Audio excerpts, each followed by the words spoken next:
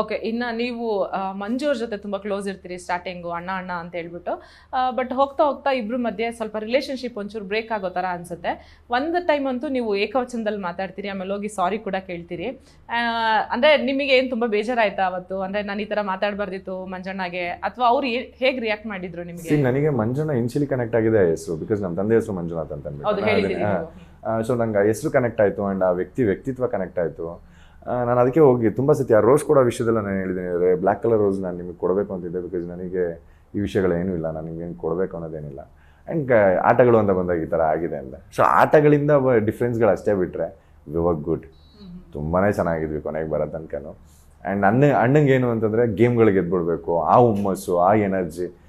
ನಾವೆಲ್ಲ ಒಂದು ಕಡೆ ಸ್ಲೋ ಡೌನ್ ಅಂದರೆ ಕಂಪೋಸ್ಡ್ ಆಗಿದ್ದರಿಂದ ಆ ಕಡೆ ಅಪ್ ಆ್ಯಂಡ್ ಡೌನ್ಸ್ ಆಗ್ತಿತ್ತು ಅನ್ನೋದನ್ನು ಬಿಟ್ಟರೆ. ಅವತ್ತಿನ ಜಗಳ ಏನಾಗಿತ್ತು ಅಂತಂದರೆ, ನಾನೆಲ್ಲೋ ಹೀಟ್ ಆಫ್ ದ ಮೂಮೆಂಟ್ ಯಾವುದೋ ನನ್ನ ಕ್ಯಾರೆಕ್ಟರ್ ಬಗ್ಗೆ ಮಾತಾಡಿದ್ರು ಅಂತ ನಾನು ರೈಸ್ ಆಗಿದ್ದು. ಆ್ಯಂಡ್ ಬೇಕಿತ್ತಾ ಅಂತ ಒಂದು ಗೇಮಲ್ಲೂ ಇದೇ ಥರ ಆಗುತ್ತೆ. ಒಂದು ಗೇಮಲ್ಲಿ ನಾನು ಈ ಥರ ಎಲ್ಲ ರೈಸ್ ಆಗಿ ಆಡೋನಲ್ವಲ್ಲ, ಕೂಲ್ ಆ್ಯಂಡ್ ಕಂಪೋಸ್ಡ್ ಆಗಿ ಆಡೋನಲ್ವ ಅಂತ. ಅದಾಗಿ ನಾನೇ ಹೋಗಿ ಸಾರಿ ಕೇಳ್ತೀನಿ, ಅಣ್ಣ ನಮ್ಮ ತಂದೆ ಹೆಸರು ಇಟ್ಕೊಂಡಿದ್ದೆ, ನಾನು ಈ ಥರ ಕರಿಬಾರ್ದಾಗಿತ್ತು, ಐಮ್ ರಿಯಲಿ ಸಾರಿ.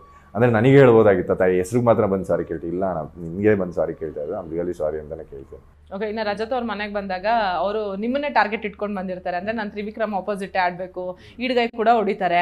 ಬಟ್ ಹೋಗ್ತಾ ಹೋಗ್ತಾ ನೀವೇ ಕ್ಲೋಸ್ ಆಗಿಬಿಡ್ತೀರಿ. ಕೊನೆಗೆ ಹೆಂಗಂದ್ರೆ ಎಣ್ಣೆನೂ ಬಿಡಬೇಡ ನನ್ನೂ ಬಿಡಬೇಡ ಅನ್ನೋ ರೇಂಜಿಗೆ ಇಬ್ಬರು ಕ್ಲೋಸ್ ಆಗಿಬಿಡ್ತೀರಿ. ಅಂದರೆ ನಿಮ್ಗೆ ಅನ್ಸುತ್ತಾ ರಜತ್ತು ನಿಮ್ಮನ್ನು ಬಿಟ್ಟು ಮನೇಲಿ ಬೇರೆಯವ್ರು ಎಲ್ರಿಗೂ ತಾಯ್ತಾ ಕಟ್ಟಿದ್ರು ಅಂತ? ಇಲ್ಲ, ಅಂದರೆ ಆ ವ್ಯಕ್ತಿಗೆ ಹೆಂಗೆ ಅಂತಂದರೆ, ಆ ವ್ಯಕ್ತಿ ಆಟ ಅವರು ಆರಾಮಾಗಿ ಆಡ್ತಾಯಿದ್ರು. ಅವ್ರು ಯಾರಿಗೂ ತಾಯ್ತಾ ಕಟ್ಟಕ್ಕೆ ಬಂದವರಲ್ಲ, ಹೇಳ್ದವ್ರು ಅಂತಾರೆ ಅಷ್ಟೇ. ವ್ಯಕ್ತಿ ತುಂಬ ಚೆನ್ನಾಗಿ ಆಟ ಆಡ್ಕೊಂಬಂದರು. ಅವ್ರಿಗೆ ಯಾರು ಅಪೋಸಿಟ್ ಬಿದ್ದರು ಅವ್ರನ್ನ ಕ್ಲೀನಾಗಿ ಹ್ಯಾಂಡ್ಲ್ ಮಾಡಿಕೊಂಡು, ಎಲ್ಲರ ಜೊತೆ ಕಾಮಿಡಿ ಮಾಡಿಕೊಂಡು. And is A character. ಆ ಥರ ಕ್ಯಾರೆಕ್ಟರ್ ನಿಮಗೆ ನಾವೇ ಆಗಿರೋಕ್ಕಾಗಲ್ಲ, ಆ ಥರ ಹೈಪರ್ ಆಗಿ. And is good in that. ಅವ್ರಿಗೆ ಯಾರು ಅಪೋಸಿಟಾಗಿ ಬಂದರು ಅವ್ರನ್ನೆಲ್ಲ ಕ್ಲೀನಾಗೆ ಇದನ್ನು ಮಾಡಿದ್ರು, ಮಾತಾಡಿದ್ರು, ಅವ್ರು ಅಪೋಸಿಟ್ ನಿಂತ್ಕೊಂಡ್ರು, ಸ್ಟ್ಯಾಂಡ್ಸ್ಗಳನ್ನ ತೊಗೊಂಡ್ರು. ನನಗೆಲ್ಲೋ ಒಂದು ಕಡೆ ಈ ವ್ಯಕ್ತಿ ನೇರವಾಗಿದ್ದಾನೆ ಅನ್ಸಕ್ಕೆ ಸ್ಟಾರ್ಟ್ ಆಯಿತು.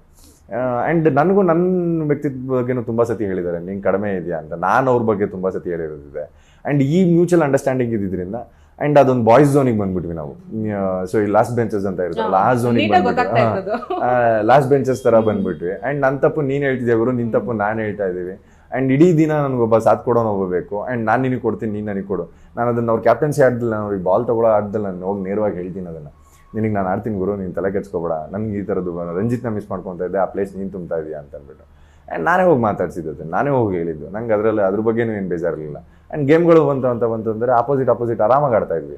ಆ್ಯಂಡ್ ನಾನೇನೋ ಅವ್ರಿಗೆ ಸಪೋರ್ಟ್ ಮಾಡಿ ಬಿಟ್ಕೊಡೋ ಅಂಥದ್ದು ಈ ಥರದ್ದು ಎಲ್ಲೂ ಇಲ್ಲವೇ ಇರಲಿಲ್ಲ. ಕ್ಲೀನ್ ಗೇಮ್ ಮಾಡ್ಕೊಂಡು ಬಂದ್ವಿ. ಆ್ಯಂಡ್ ಅದೊಂದು ಲಾಸ್ಟ್ ಬೆಂಚರ್ ಒಂದು ಝೋನ್ ಏನಿತ್ತು ಅದನ್ನು ನಮ್ಮ ಪಾಡಿಗೆ ನಾವು ಮೇಂಟೈನ್ ಮಾಡ್ಕೊಂಡು